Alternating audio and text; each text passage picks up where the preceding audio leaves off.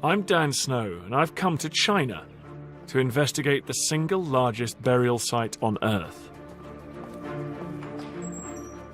Starting with its greatest treasure, the Terracotta Army.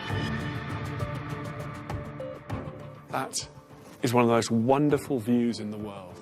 Over 1,000 warriors guarding their ruler for eternity. With the possible exception of the Great Wall, there's nothing more Chinese than these warriors. And yet, a new theory suggests that this great icon of China may be guarding an explosive secret. New evidence suggests that the inspiration for all this could have come from the West. There's a possibility they really have some other culture stimulation. That is such an important idea. The person who made that had an understanding of the anatomy. That is extremely surprising. It's often thought China grew up isolated from the West until Italian explorer Marco Polo came here in the 13th century. But if we could prove that wrong by 1,000 years, it would rewrite the history books. To help in my search, I'm joined by two expert investigators, Alice Roberts and Albert Lin. As our medical scientist, Alice will be examining any human remains buried here. This doesn't look like a typically East Asian skull. Albert will use the latest imaging technology to try and find the first roads joining East and West. If I'm right, then what I'm standing on right here could be one of the roads built by the first emperor. And I'll be interrogating the secrets of the Emperor's mausoleum, looking for the traces of Western technology. Oh, look at that! That's fantastic. Together, we'll be exploring an extraordinary possibility that East and West were connected far earlier than anyone thought possible. And that connection changed the face of China.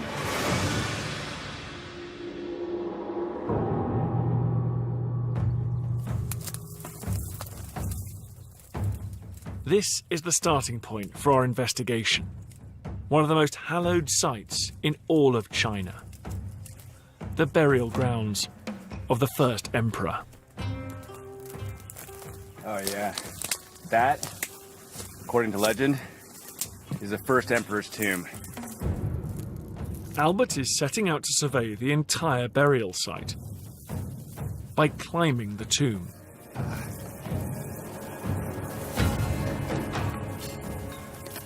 In over 2,000 years, no one has been inside this sacred earth pyramid. Pretty incredible. The emperor's tomb is right beneath my feet. He was buried 50 meters below the surface of this mound. And the Chinese government has decided to protect it further by denying access to the public. It's like being on top of Tutankhamun's tomb, but not being able to get inside. Maybe for good reason. Nobody really knows what's in there. Even from the top of the overgrown tomb, there's only one way to see the surrounding site. Okay, let's go.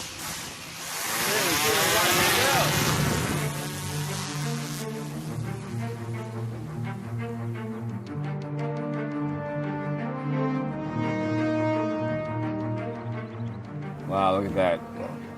And, you know, nobody's ever been allowed to fly here. This is unprecedented access.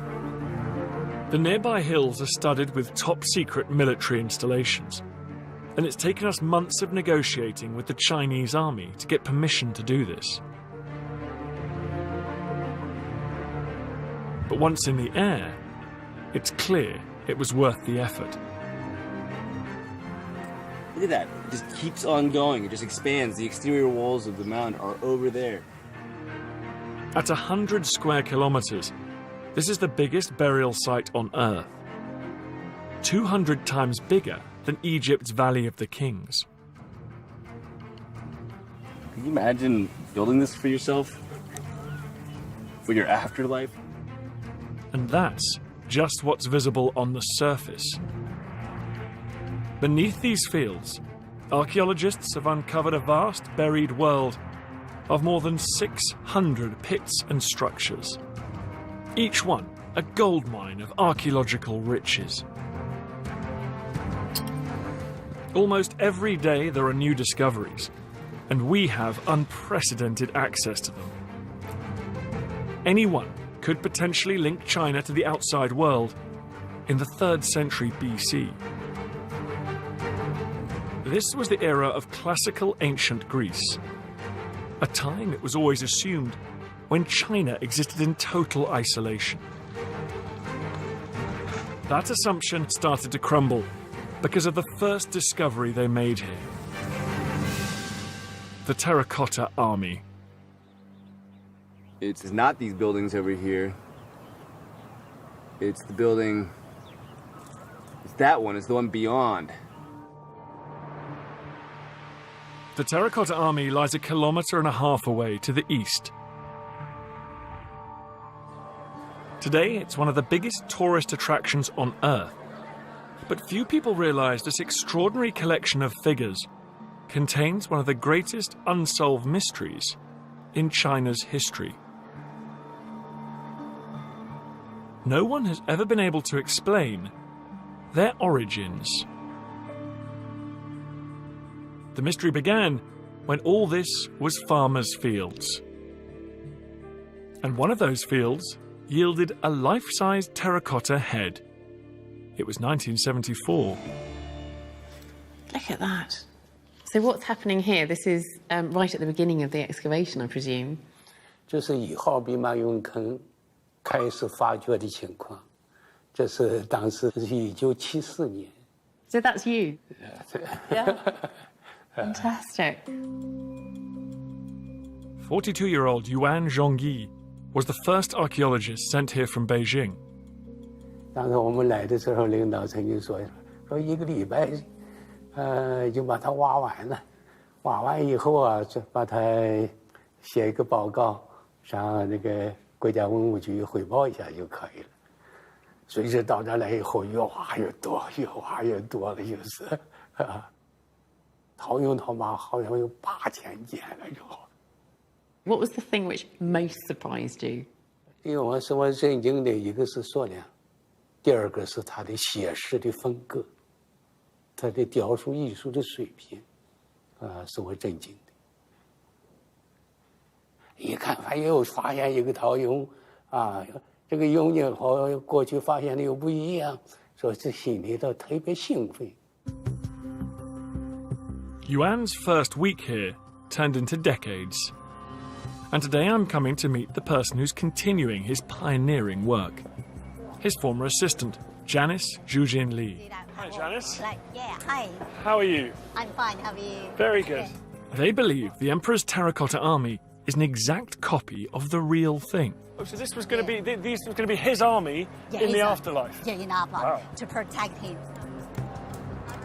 What I really noticed looking around is I think they all look different. I can't see any two that are the same. Some of them have got a bit of a belly on them. Some of them are very, very tall. Were they all individually crafted? They really quite individual. You see the mustache is different. And also the eye shape. This stunning realism amplifies the great mystery surrounding these figures. Where do they come from? Because they're nothing like any figure made in China before them. Let me show you the terracotta figures made in China before the Qin terracotta warrior. So the figurines is really small. Okay. In small size, about 10 inches. Oh, so tiny. So that's very tiny.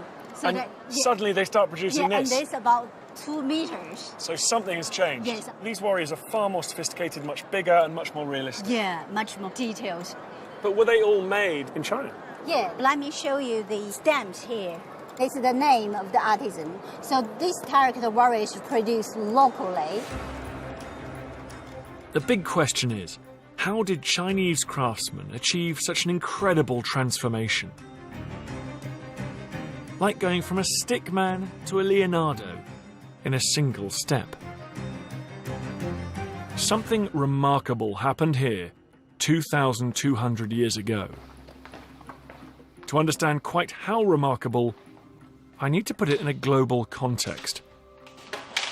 The world, at the time of the first emperor, around 220 BC. Over here, right on the eastern edge of the Eurasian landmass, you've got the Chinese world, a competing cluster of mini-states over there. Over on the west of Eurasia, you've got the Roman Empire starting to expand over here, and you've got Greece over there. Now, what's going on artistically in East and West is very different in the 3rd century. This is classic Greek art, absolute high watermark of artistic expression. Beautiful, 1.5 meters tall, intricately painted, human in its look. But over here, in the Chinese world, as Janice has showed me, you've got that, just centimeters tall, far more basic. Then something changes. In fact, everything changes. There's a revolution. Suddenly, in 220 BC, and just after that, you get the terracotta warriors, light years ahead of what's gone before. It starts to look far less like its predecessor and far more like what's going on in the Western world. Both life-size, both lifelike, attempts at realism using paint and the sculpture to reflect the realities of the human body, the human form.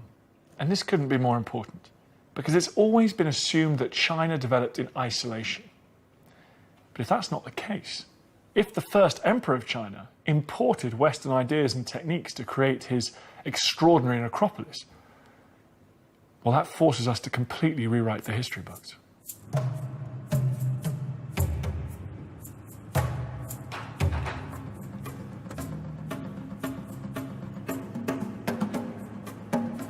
If you're going to rewrite the history books, you need evidence.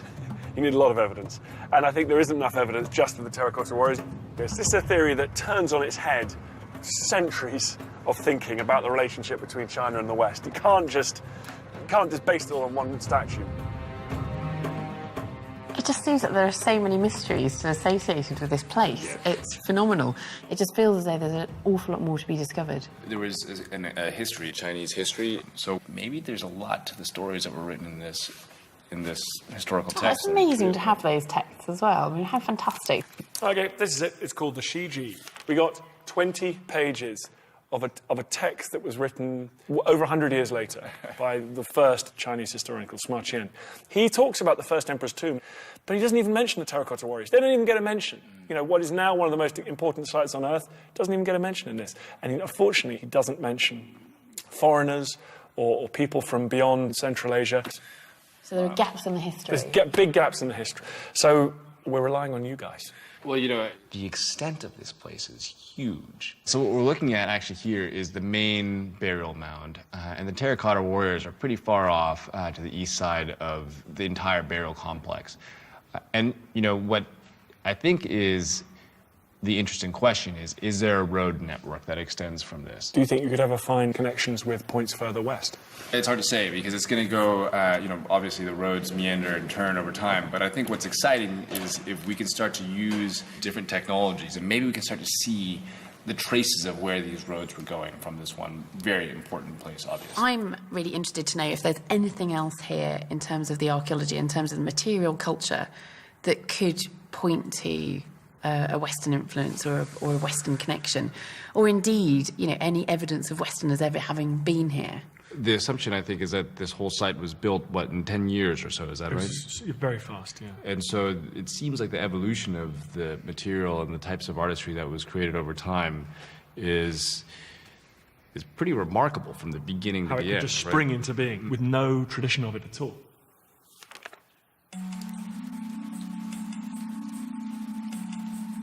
So far, our only evidence lies in the terracotta warriors themselves. If they were created with some kind of outside influence, can we find traces of it in the way they were made?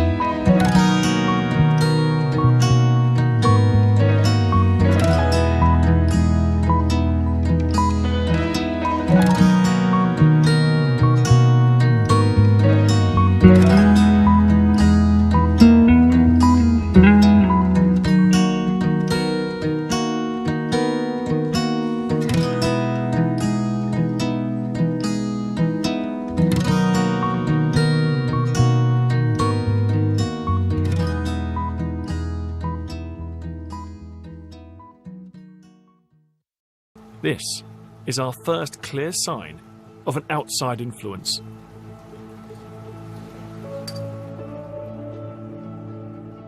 From the maker's marks on the original warriors, they have identified just 5 separate workshops making the entire terracotta army.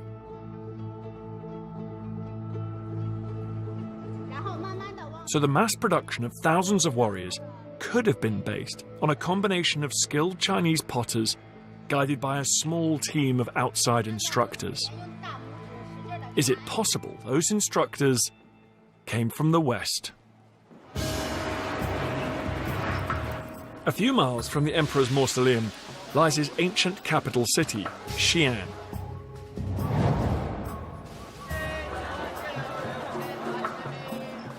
It's really only in the last 20 years that China has opened up to the Western world. I mean, it's not hard to imagine how extraordinary it would have been for Westerners to find themselves here in the 3rd century BC. In a totally alien culture on the other side of the world. If that is what happened, it took someone of extraordinary vision to make it happen. China's first emperor, Qin Shi Huangdi. This was a revolutionary ruler who transcended all the boundaries of his age. In 221 BC, at the age of 40, he put an end to 250 years of war, conquering 6 neighboring states, and forging the civilization we know today as China. This was the ancient foundation of the modern superpower. The emperor dreamt that his nation would last forever, and he wanted to stamp his mark on it. Yet if he recruited Westerners to help him create his mausoleum, bringing them here could have been one of the greatest challenges of his reign. There is no history of an established route in 3rd century BC connecting China with the West. The Silk Road is not mentioned by name for centuries. So did the emperor open this world-famous highway long before the history books acknowledge? Our only contemporary reference does suggest road building was one of the emperor's major priorities. Now, according to the Shiji, in 220 BC, after a tour of inspection over terrible, bumpy roads, the first emperor ordered the construction of a series of speedways radiating out from the capital. But is there any trace of that network? The mausoleum's archaeology team has invited Albert to see a new excavation very close to the emperor's tomb.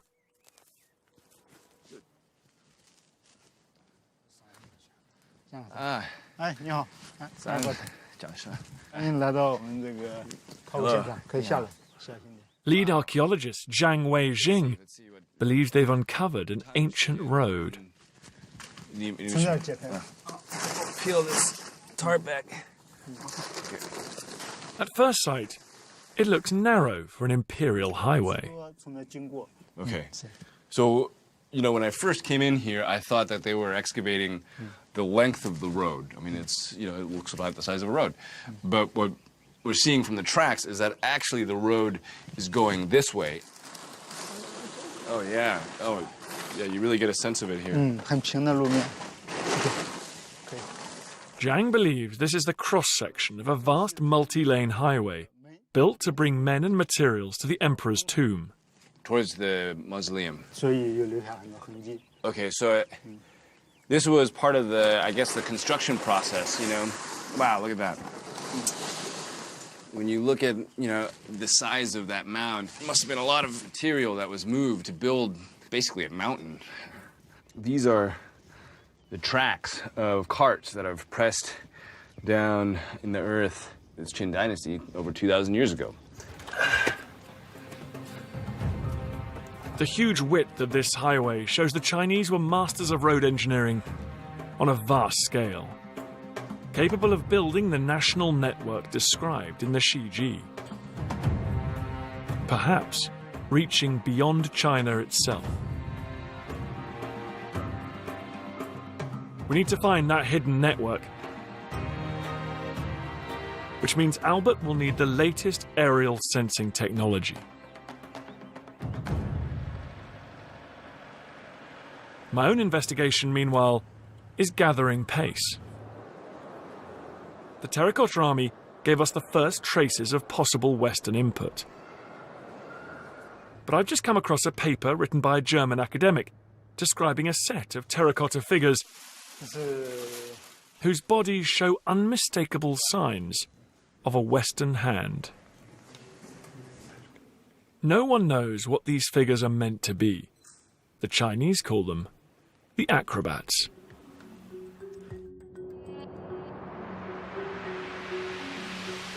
They were discovered in a small pit very close to the Emperor's tomb, where I've arranged to meet Dr. Lucas Nickel. Ah, Lucas, hi. Dan, nice seeing you. It's very good to be here. I've read your paper. Have a look at this one. Here we have a figure with a semi-naked body. He has just this little piece of cloth around his hip, and what we see is a building of a body. You see, if you look at the arms, we have a musculature. We have an idea, an understanding of ligaments the bone. in the hand. There. Also, Absolutely. big muscles over the kneecap. If you remember, the terracotta warriors are basically standing that way. Yeah. It's like a torso with arms and legs just stuck in. But there's no attempt to build a proper working human body. There are believed to be more than 50 of these acrobats, and the conservation team is still trying to piece them together from thousands of fragments. Unlike the terracotta warriors, they're not made to a template. Each one appears to be individually sculpted by an experienced artist.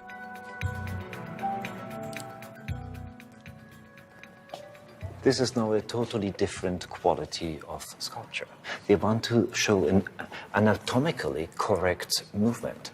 In a quite acceptable, believable way, he puts one foot in front, the other one behind, and you see that the whole body, the legs, the knees, the hip, and the upper part of the body are moving along. Your first impression, that is classically Greek. Yes, absolutely no question about that. It's something we only find in Greece. Only the Greeks would do that. The people who made this had an understanding of how Greeks would make sculpture. That is extremely surprising. To show a human body in this kind of convincing, lifelike stance, that is extremely complicated. That is something we know in Greece. It had taken centuries to learn this. But suddenly, at the end of the 3rd century BC, in China, we get that. And that is very close to a Greek idea. So you're seriously suggesting that that statue might have been sculpted by a Greek sculptor who came all the way out here and made it for the emperor? Well, I imagine a Greek sculptor may have come here to train the locals. It's just, that's amazing. This feels like a huge breakthrough. Possible evidence of Western instructors working in China 2,200 years ago. Perhaps the same people who helped to create the Terracotta Army. But how did the Emperor know where to find them? How did they get here?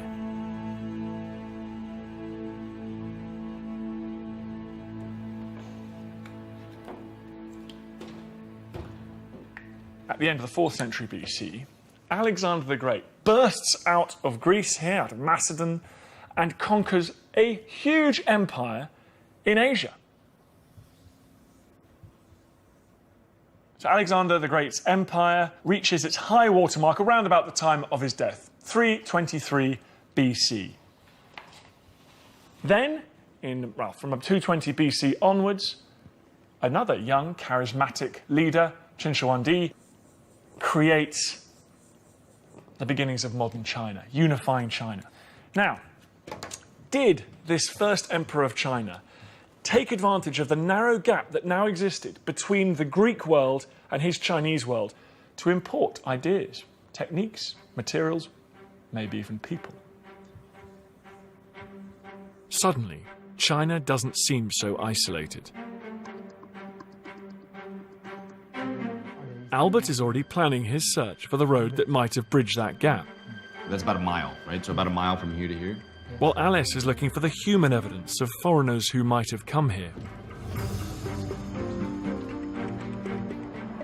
So far, they've found more than 600 separate pits in this vast mausoleum complex. And one of the things they've discovered is that the emperor didn't just take terracotta figures to the next world.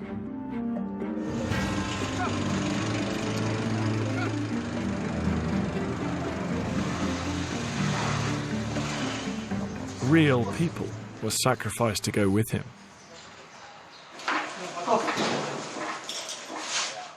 This skull is from one of 99 shallow graves just north of the emperor's tomb, suggesting their occupants were very close to the emperor himself. The first revelation is that this skull, like all the others, belonged to a young woman.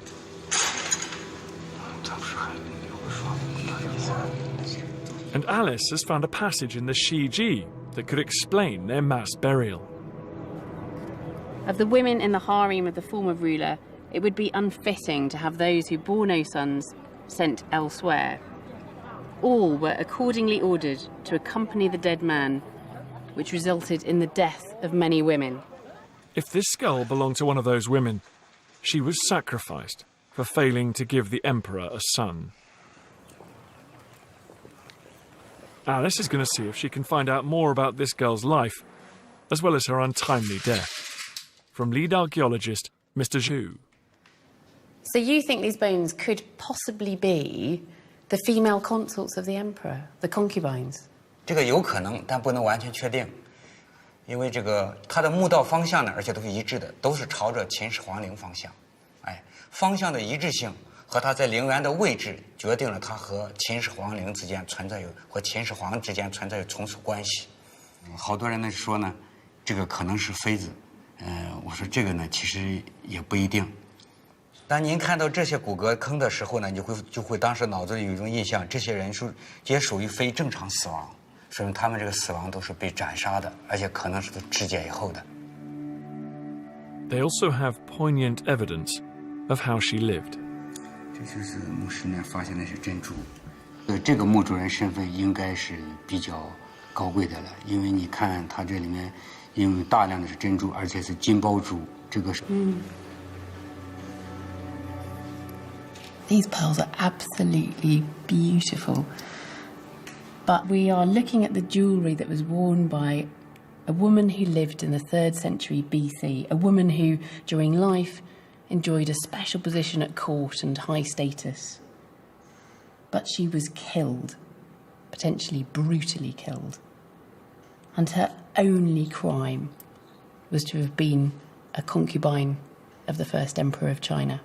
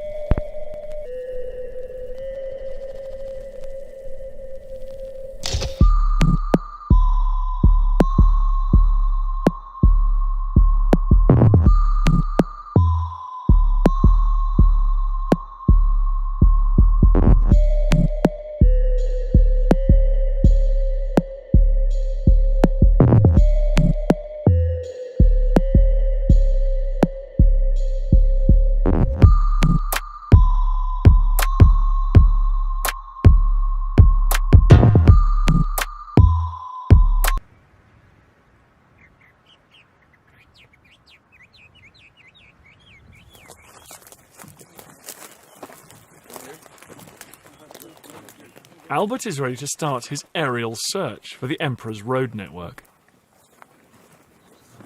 What we want to do is create a systematic path. So if this is... They're staying close to the tomb, where they already know that there was road construction. It's open field. Should we try it?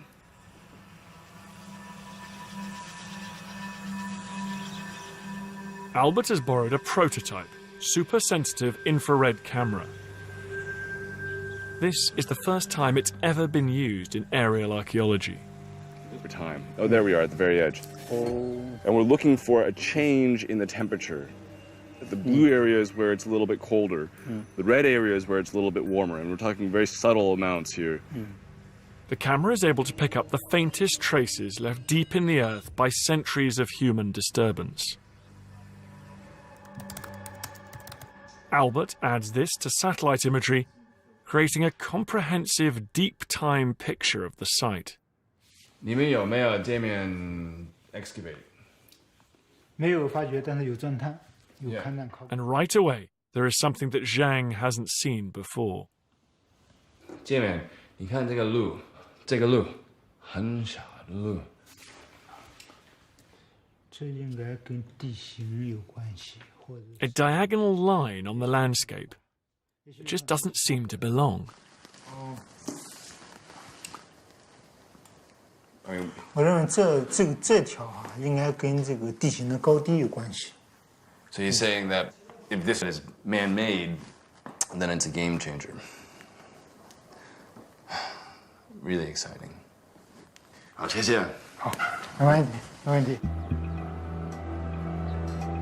Could this be the first sign of the road network?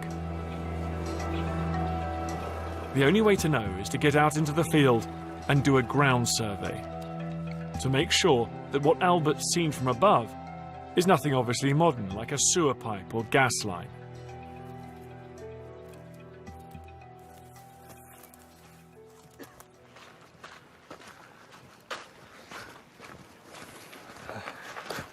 All right. Let's go take a look. This is really cool. It's clearly not a pipeline. In fact, it doesn't seem to have any obvious use. At least, not anymore.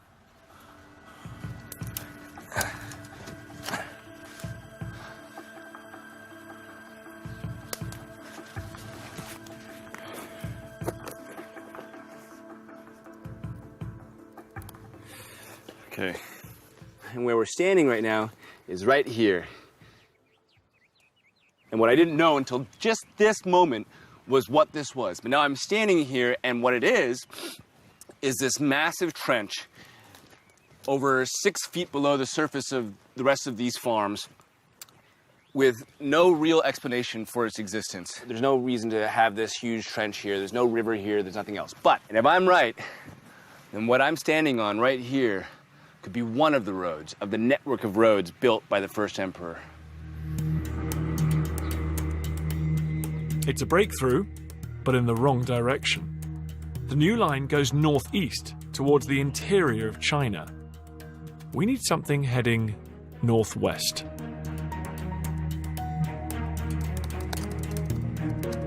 So, it's back to the aerial data.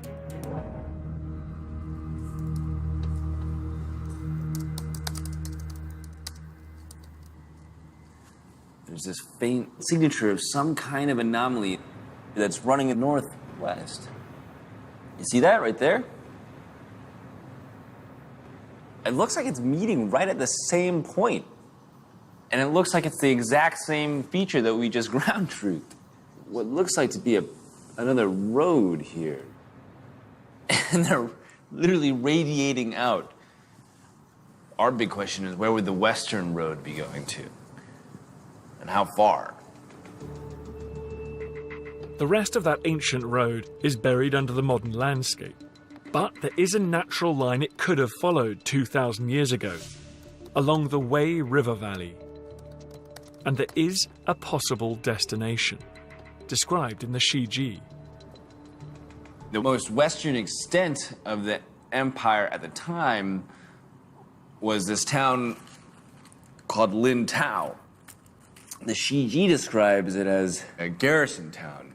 You know, as part of this story of the Great Wall. The first emperor created the first Great Wall of China. Over 5,000 kilometers long, the wall's starting point and base of construction was at Lin Tao. It must have been a huge project. There's builders there, there's soldiers there. I mean, communication was key, and the roads that this person built, the first emperor, they were the key to that communication. Okay. Albert, how's it going? Hey, Dan. What have you found? I'm actually seeing around the first emperor's tomb site a road going west. Really? Really? Farthest it would go that we would know of so far would be this town of Lin Tao, the most western extent of the entire empire. That is very interesting information. Congratulations.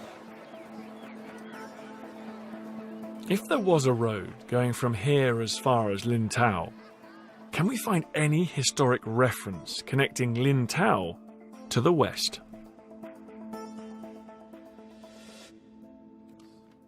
What's great is there is actually another source that we've got. And it's not often talked about, but it was just shown to me the other day, and it's absolutely fascinating. It says, in the 26th year of the emperor, which is about 220 BC, in Lin Tao, it said, Da Ren appeared. That's tall men. I love that description, tall men. They didn't have a word for statue. But this is the best bit, all dressed in foreign robes. How So- interesting. Statues. That is what would become known as the Silk Route through there. So Lin Tao is perfectly placed. That makes a lot of sense.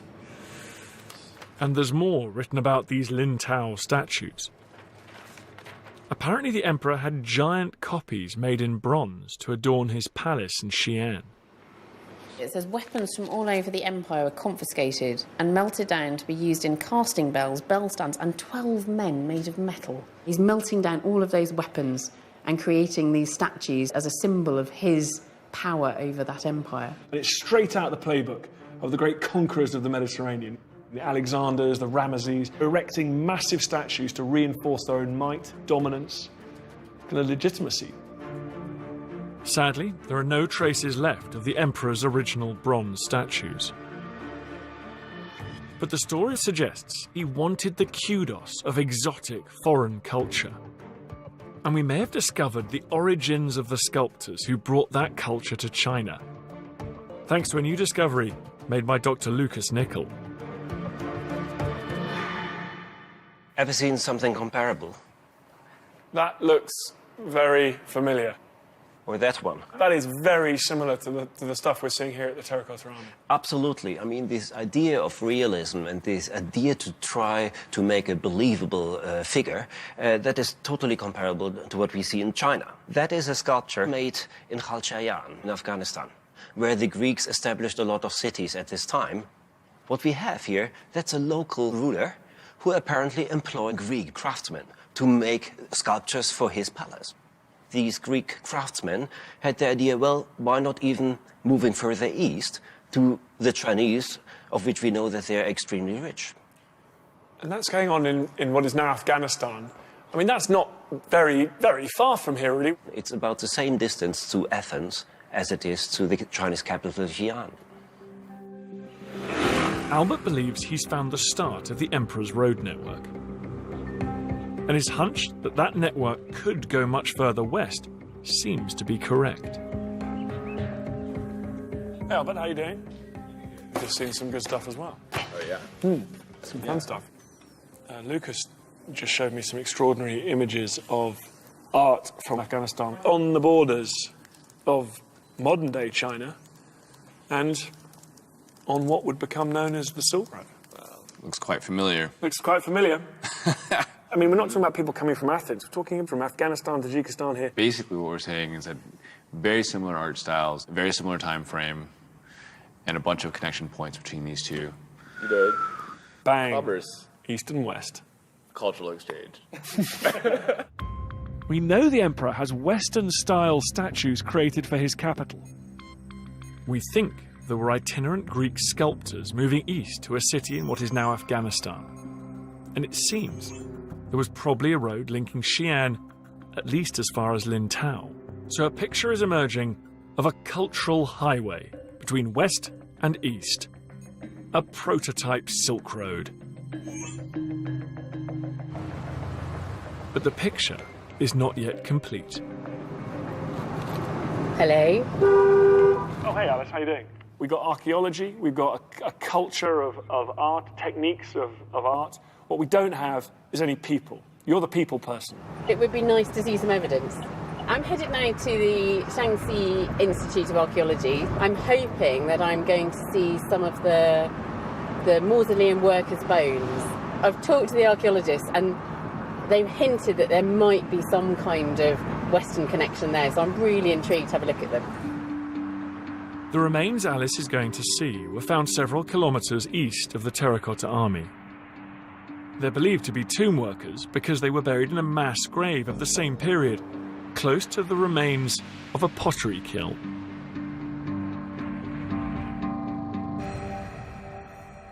There's one skull in particular that I'm really intrigued to have a look at because it might offer some kind of connection to people outside of China. The Shaanxi Institute is the central depository for all human remains found in the Emperor's mausoleum.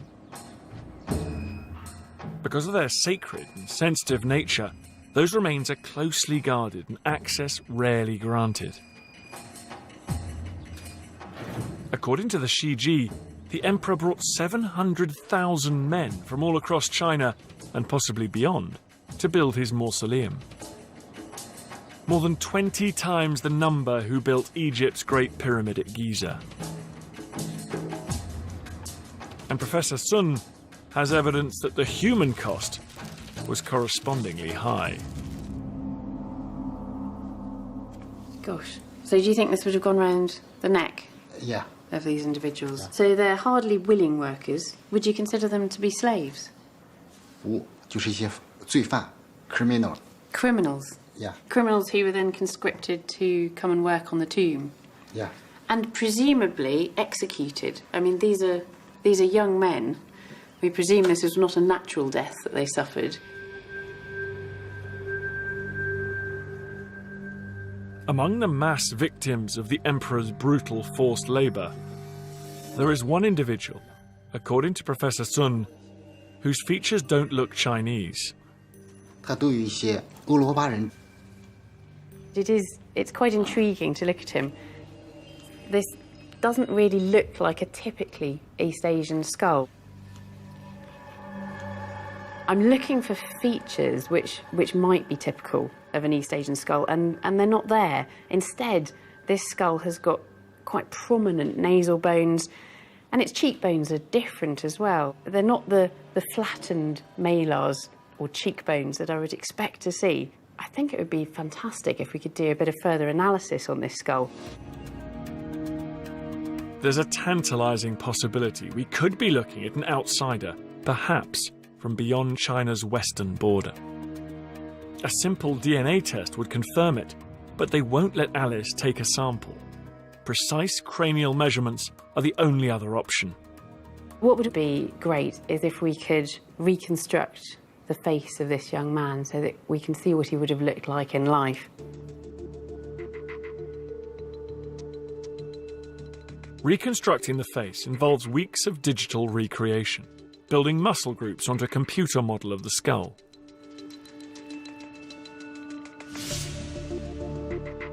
But the real scientific data lies in the skull itself. Alice is using a global database of skull types, which may help pin down the origins of our tomb worker. Albert logs on to witness the long-awaited reveal, and Alice and I get ready to greet our worker face to face. Here we go. Here it is. A moment of truth. I can't wait to see what this reconstruction looks like. Ooh, interesting. Oh, wow. Oh. Okay. Polystyrene sticking to him. Wow. Well, he does look incredibly realistic. What do you think, Albert? Camera's coming in for extreme close-up. The thing that sends little tingles up my spine is that this may be the closest we get to actually being in that moment, in that time. You know, this is one of the guys who actually built that entire tomb.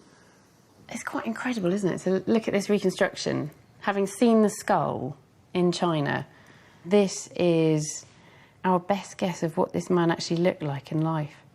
My analysis of the skull was quite interesting. I took lots of measurements of the skull when we were out in China and came out as very definitely not Western. He's not from the West. I see. Doesn't help us, does it? Doesn't help us. It's not the smoking gun. Tantalising. It would have been very nice to find a ginger bloke in the tomb of the first emperor. But we'd have been incredibly lucky, I suppose, to find the one skeleton amongst the tens of thousands that must be lying around there. The data puts our man outside mainland China, but in a vast area. From Afghanistan to the Pacific Islands. Plausible evidence that there may have been outsiders working on the tomb. And it supports the controversial theory that the first emperor could have imported foreigners and foreign ideas.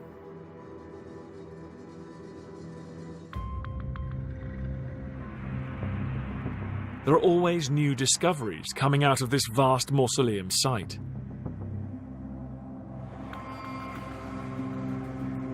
And one of them has thrown us a new line of inquiry. Not in terracotta, but in bronze. And not of human figures, but animals. 46 bronze water birds were found in a pit north of the emperor's tomb, all beautifully arranged as though feeding at an ornamental pond.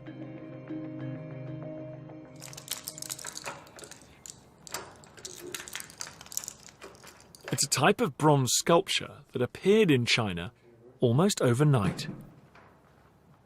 Nothing like it had been seen here before the first emperor.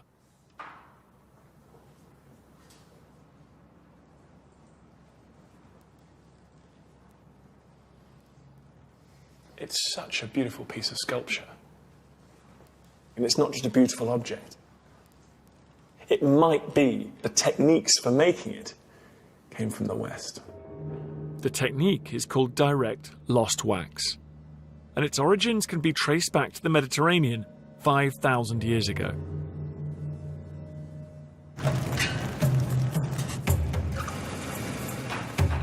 Before I can talk to the researcher who has the key piece of evidence, I'm told I need to see the basic process to understand quite how complex it is. As the name suggests, they start with a design carved out of wax, then go through a series of processes to replace that wax with bronze. So this is a sort of mould that gets created around the wax. And it's this mould that will give the shape to the bronze. It's so clever. Lost wax took centuries to perfect in the West, and watching it today, I can understand why. So this is the big moment. It's all about to be put together. This is the action now. Wow. Molten bronze. It's fascinating to watch, but how good are the results? Ooh, look at that. The bronze has taken the form of that wax absolutely perfectly. So they're going to cut these off, stick a head on it, then you've got a wonderful bird, fit for an emperor. Ah, hot.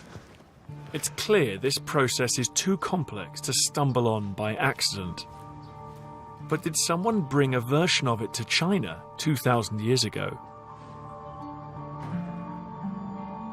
According to Dr. Xiao Anding, there is telltale evidence of the direct lost wax technique. It's hidden inside this swan's graceful, delicate neck. A reinforced structural core of clay. This is evidence, core like that, isn't it? Yeah. So if you want to create these very natural shapes, you need like a reinforcing rod running through it to give it that shape. Yeah. If you don't have this core rod, it will just snap off. Yeah, yeah. Xiao only discovered the core rod when he x-rayed the swan. Oh, there you go. It's like the rod. Yes, yes. It's Perfect. evidence of the. That's hair. very clear. Yes. So that's the reinforcing rod on an X-ray. Such kind of evidence we haven't seen it in Chinese bronze before. We see the similar things in Egypt bronze sculpture. In Egypt? Yes, Egypt bronze cat. Wow. I can show you. No. Look at that. Yes. That's uncanny. It's got the reinforcing rod there. Yes, yes, yes. This one is the same techniques with the neck. So you're saying this technique was normal in the Mediterranean and never been seen before in China? Yeah, we haven't seen it. But in this group of birds, the technique is perfect. So I think it's influenced or borrowed directly from the West. Wow. That's pretty good evidence.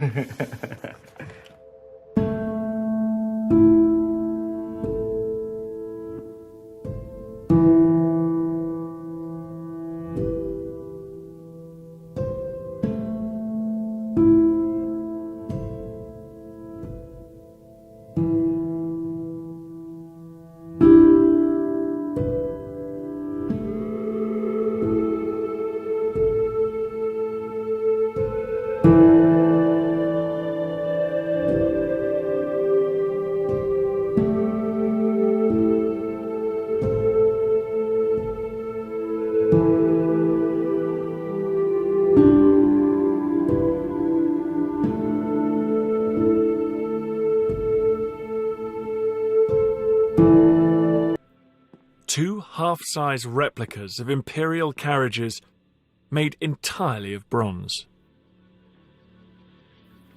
I don't think I've ever seen anything so beautiful of this antiquity. Over 2,000 years, this remained underground. So lifelike. You can feel the energy in those horses. I love the fact that it's just waiting, key in the ignition, ready for the emperor to rise in the afterlife, take his position, and be taken off to visit his new underground kingdom.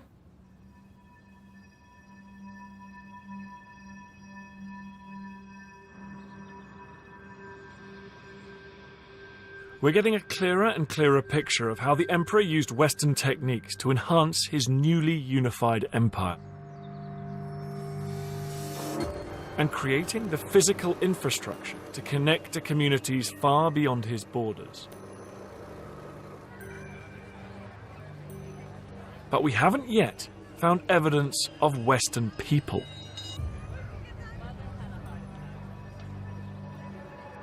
However, Alice has heard about a new study of human remains from around the time of the first emperor. And she's meeting its author, geneticist Josh Zhuji. Hello, Alice. Josh. Nice Hello. to meet you. Really nice to meet you. Have a seat. Thank you. They have the European-specific mitochondrial DNA, the U. Oh, yeah. Mitochondrial U. And most of them are U. So And the U K. on my map here is Yeah. something which is much more common, much more frequent in In Europe. Europe. Definitely European looking. So Yeah. this is really intriguing. This must be evidence at some point then of people with European mitochondrial DNA coming into Asia. It looks like some Western Europeans travel there and settle down and die there. It does make you wonder if this is evidence of people moving along a kind of proto-Silk route. Yes.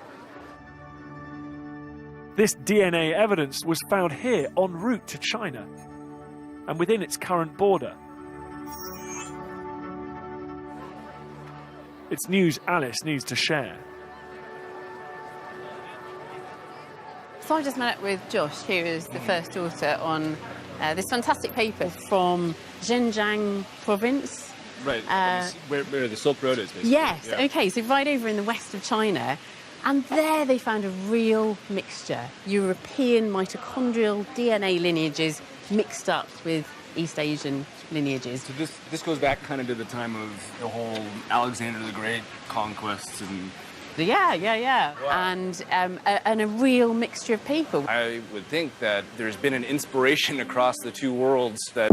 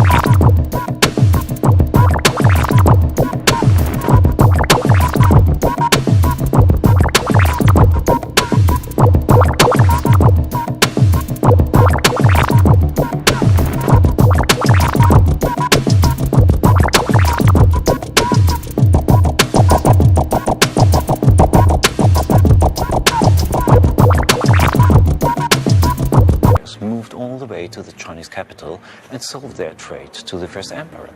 And not just in terracotta. I think it's influenced or borrowed directly from the West. We have evidence of an ancient road network that could have brought Westerners to China, and DNA evidence of Europeans living on China's doorstep. Archaeological evidence to show they really have communications between the East and the West.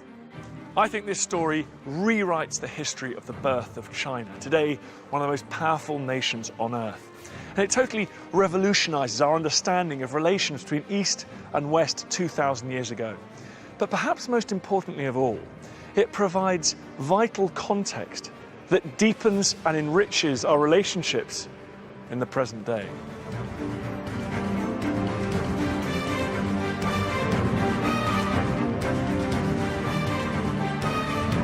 Well, the next best thing to being there, see the terracotta soldiers in 360 degrees on the BBC Two Facebook page. Well, next, after weeks on a vegetarian diet, the grizzly bears need fattening up in America's Great Frontier.